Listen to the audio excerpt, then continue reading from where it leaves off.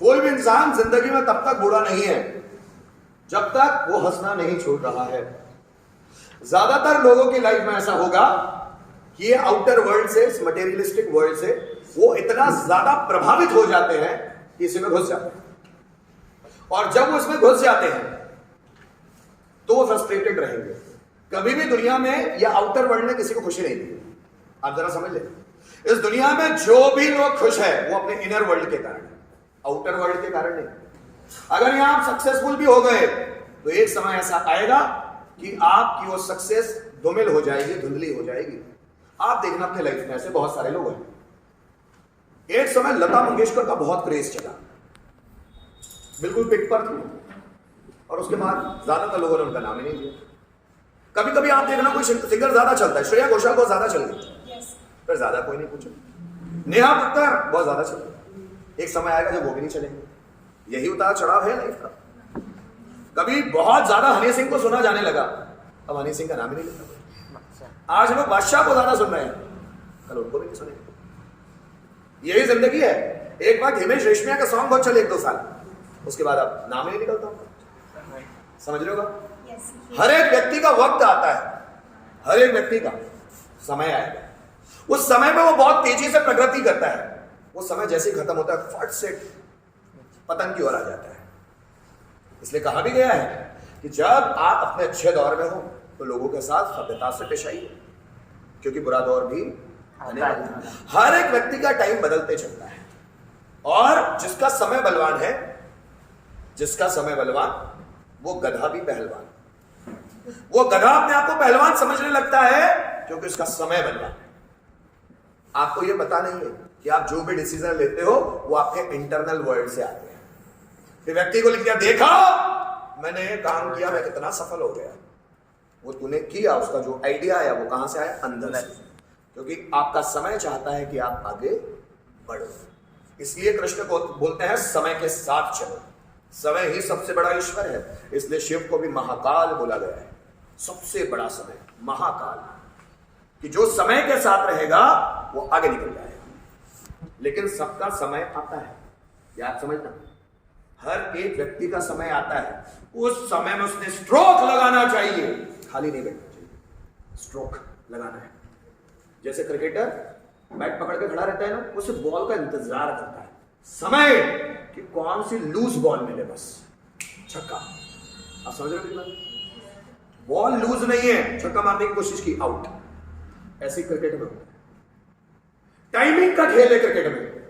कोई व्यक्ति की टाइमिंग इतनी अच्छी है, उसको पहले समझ में आया था कि बॉल किधर जाएगी, फटाक से मारना। हम सोचते हैं कि फास्ट बॉल को देख कैसे लेता है यार, कि दिशा में मार कैसे लिया, ये शॉट खेल कैसे लिया, ये तो इम्पॉसिबल शॉट है, कैसे खेल लिया। टाइमिंग का खेल है। क्रिकेट हो या जिंदगी हो, यहां टाइमिंग चलती है, समय चलता है। और जिस व्यक्ति ने समय पर पकड़ कर ली है वो कुछ भी कर सकता है, कुछ भी। जैसे मैं बोलता हूं, समय के साथ इंसान को चलना बहुत जरूरी है। जब समय हो, लोहा गर्म हुआ, हथौड़ा मारो। जब वो लोहा ठंडा होगा, हथौड़े कितने भी मारे वो उसको आप शेप नहीं दे पाएंगे। शेप देने के लिए जरूरी है उसका इंतजार करो जब वो बहुत गर्म हो जाए। समय आ गया है हथौड़ा मारने का, हथौड़ा मारो, क्योंकि अगर वो ठंडा हो गया तो शेप में नहीं आ पाएगा। सेम चीज आपको भी अपनी जिंदगी में टाइम मिलेगा, आएंगे ऐसे मौके जब आप बहुत लंबी रेस के घोड़े बन सकते हैं। लेकिन उस समय पे या तो आप काम चोरी कर देंगे या टाल दोगे। काम चोरी करोगे, टाल दोगे चीजों को और पीछे रह जाओगे। अब जरा समझना, हर एक व्यक्ति का दौर आता है, उस व्यक्ति उस दौर में बहुत ऊंचा उठ जाएगा, कभी बहुत नीचे आ जाएगा। कोई भी पूरी जिंदगी फेमस नहीं हो सकता। ये उसका ईगो है, उसको लगता है कि मैं जवान हूं तो पूरी जिंदगी जवान रहूंगा। ईगो है उसे, वो बुरा होने वाला। इसीलिए जब आप जवान भी रहो, हाथ पैरों में ताकत भी ज्यादा रहे, तो उस ताकत का मिसयूज मत करो, उस ताकत का इस्तेमाल लोगों को डराने में मत करो, क्योंकि आपकी वो शक्ति भी क्षण होने वाली है। समय के साथ समय आपकी ताकत छीन लेगा। जब आप में बहुत एनर्जी होती है तो हमको घमंड होता है कि देखा, तो हम बाप से भी मुजोरी करते हैं, मां से भी मुजोरी करते थे। मुझ में पापा गलत किया तुमने, मम्मी, क्योंकि अभी एनर्जी आ गई। ये एनर्जी भी ढलेगी जैसे उनकी एनर्जी ढल गई है। जैसे सूर्य उगता है तो फिर वो बड़ा ताप देता है 12 से 4 बजे के लिए, और उसके बाद फिर ढलना शुरू। यही जिंदगी है कि निकलेगा सूर्य, बढ़ेगा और ढल जाएगा। यही जिंदगी भी है, वैसी हमारी लाइफ में हर चीज वैसी चलती है। कभी किसी चीज में आप बहुत अच्छा परफॉर्म करेंगे, कभी करेंगे नहीं, पर दोनों ही स्थितियों में फ्रस्ट्रेट होने की जरूरत नहीं है, क्योंकि ऐसी ही जिंदगी होती है, नेचुरल ऐसी ही जिंदगी होती है। पर ज्यादातर लोग इसको समझ ही नहीं पाते। अगर आपकी लाइफ में दुख का समय आया है तो समझ लेना कि ये अस्त वाला दौर है, इसके बाद सूरज फिर से उगने वाला है। ये अस्त वाला दौर है जिसमें अंधेरा होता है, वापस रोशनी आने वाली। जब भी जिंदगी में दुख आए ना, इंतजार करो, उससे ज्यादा डरने की जरूरत नहीं है, क्योंकि अंधकार हुआ है तो अभी सूर्य निकलने ही वाला है। आप समझ लो, जब 1945 में अमेरिका ने जापान से युद्ध में हिरोशिमा और नागासाकी पर 2 परमाणु बम फेंके, अब लोगों को लगा जापान खत्म, अब तो जापान की वोट लग गई। 1945 में जापान की वोट लग गई, लोगों को लगा अब जापान खत्म, अब कभी उठ नहीं पाएगा। नहीं भाई, 15 साल के अंदर 1960 तक वापस विकसित देश बन गया वो। 15 साल के अंदर वापस 1960 तक वापस विकसित देश बन गया। उनके पास वो सब कुछ है जो एक विकसित और एक सफल देश के पास होना चाहिए। सब कुछ है उनके पास, जापान के पास सब कुछ है। जापान में कभी मैक्सिमम ट्रेन लेट होती है तो 22 सेकंड, ट्रेन ही लेट नहीं होती साली, 22 सेकंड मैक्सिमम टाइम है। इतना लेट हो सकती है, इसके ऊपर आज तक कभी नहीं हुई। जापान में लेट कोई चीज होती ही नहीं। वहां के लोग अपने देश के प्रति इतने ज्यादा समर्पित हैं, कभी ऑफिस भी जाते तो कभी लेट नहीं होते। बसेस, ट्रेन, एरोप्लेन लेट ही नहीं होते कभी। इतना डिसिप्लिन और इतने पंक्चुअल चलते हैं वो लोग। जापान के लोगों का कल्चर पढ़ना, यूट्यूब पे बहुत सारे तो इस देशों के कल्चर के बारे में जानकारी है पढ़ना। वो लोग अपने देश के सिवा किसी दूसरे देश का प्रोडक्ट इस्तेमाल ही नहीं करते। चावल जापान का है क्या? हाँ, तो हम खाएंगे।